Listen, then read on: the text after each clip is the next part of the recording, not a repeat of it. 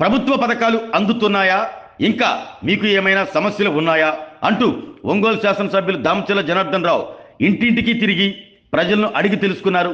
సుపరిపాలనలో తొలడుగులో భాగంగా నగరంలోని 28, 29 డివిజన్లలో ఎమ్మెల్యే ఇంటింటికి తిరిగి ప్రభుత్వ పనితీరు గురించి అడిగి తెలుసుకున్నారు.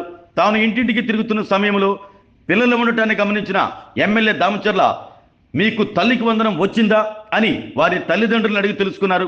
వృద్ధులు కనిపించగా మీకు ఎన్టీఆర్ భరోసా పింఛన్లు అందుతున్నాయా అని అడిగి తెలుసుకున్నారు. 1-2 చోట్ల తమకు పింఛన్లు రావటం లేదని ఎమ్మెల్యే దృష్టికి తీసుకురాగా ఎందుకు రావటం లేదు అని వెల్ఫేర్ సెక్రటరీని ప్రశ్నించారు. అర్హులైన వారందరికీ పింఛన్లు మంజూరు చేయాలంటూ ఎమ్మెల్యే దామచర్ల జనార్దన్ ఆదేశించారు. 28వ డివిజన్ పార్టీ అధ్యక్షుడు కత్తుల శివశంకర్ అనారోగ్యంతో ఉండటాన్ని తెలుసుకున్న దామచర్ల నేరుగా ఆయన ఇంటికి వెళ్లి పరామర్శించారు. పక్షవాతంతో బాధపడుతున్న చొప్పవరపు కృష్ణారావుని పరామర్శించారు. ఇదిలా ఉండగా ఒంగోలు శాసనసభ్యులు దామచర్ల జనార్దన్ రావు 29వ డివిజన్లో ప్రజలు అఖండ స్వాగతం పలికారు.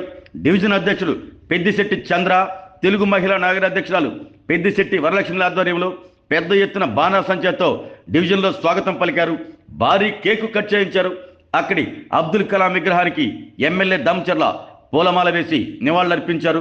ఎమ్మెల్యే వెంట టీడీపీ నియోజకవర్గ పరిశీలకులు వినుకొండ సుబ్రహ్మణ్యం, నగరాధ్యక్షులు బండారు మదన్, ప్రధాన కార్యదర్శి బొడ్డపాటి వెంకట్, నాయకులు కామేపల్లి శ్రీనివాసరావు, ఎక్కల తులసిరావు, వెంకటేశ్వర రెడ్డి, శివపురం వెంకట్రావు, తాతా ప్రసాద్, సురేష్ తదితరులు పాల్గొన్నారు.